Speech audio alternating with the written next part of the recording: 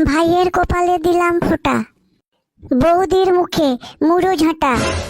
জবে থেকে এসছি ঘরে, ভাইকে রেখেছে ভেড়া করে। ভেড়া গাধা আমার ভাই, বউয়ের হাতে মার খায়। কি বলছিস রে? চুপ চুপ, তোর বৌদি শুনতে পেলে কুরুক্ষেত্র করে দেবে। কুরুক্ষেত্রকে ভয় পাই নাকি? আমার শ্বশুর ঘরে রোজ লঙ্কা কাণ্ড লেগে থাকে, অশান্তিকে আমি ভয় করি না। আমার গায়ে দিলে হাত করবো আমি মুন্ডুপাত। কি হইলো? কি হইলো গো? মা, মামিমা মাংসর কড়াইটা উল্টিন দিল। জানতাম, কোনো চিন্তা নাই, আমি আগের থেকেই সাথে একটা টিফিন বক্স এনেছি। মাংসগুলো কুড়াইয়ে রাখ, আমি ঘরে যাই ভালো করে বানিয়ে দেবো। কি হইলো? এখনো আগুন লাগে না?